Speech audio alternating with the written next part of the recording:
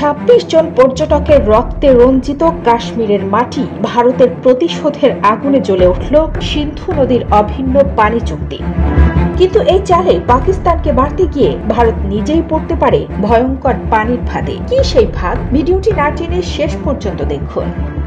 সময়টা ১৯৬০ সাল। বিশ্বব্যাংকের মধ্যস্থতায় ভারত পাকিস্তানের মধ্যে স্বাক্ষরিত হয় ইতিহাসের সবচেয়ে স্থায়ী শান্তি চুক্তি সিন্ধু পানি চুক্তি। ৬০ বছর ধরে যুদ্ধ, সংঘাত, কূটনৈতিক টানাপোড়েনেও অক্ষত ছিল এই চুক্তিটি। কিন্তু আজ ভারত একতরফাভাবে চুক্তি স্থগিতের হুমকি দিয়েছে। প্রশ্ন হলো, এটা কি পাকিস্তানের গলায় ছুরি, নাকি ভারতের নিজের পায়ে কুড়াল মারার মতো সিদ্ধান্ত?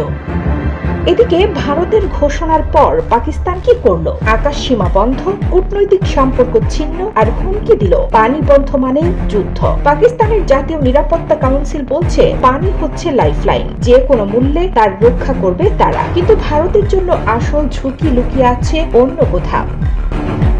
ভারত ভুলে গেছে পানির যুদ্ধে একা সে নয়। চীন ইতিমধ্যে ব্রহ্মপুত্র নদে বাঁধ বানাচ্ছে, যা ভারতের ৩০% পানির উৎস। যদি চীন ভারতের সিন্ধু মডেল কপি করে, ব্রহ্মপুত্রের গেট বন্ধ হলে বাংলা অসম থেকে দিল্লি পর্যন্ত শুকিয়ে যাবে। আর পাকিস্তান, তারা চীনের সাহায্যে কাশ্মীরে নতুন বাঁধ বানিয়ে উত্তর ভারতের পানিপথ কেটে দিতে পারে।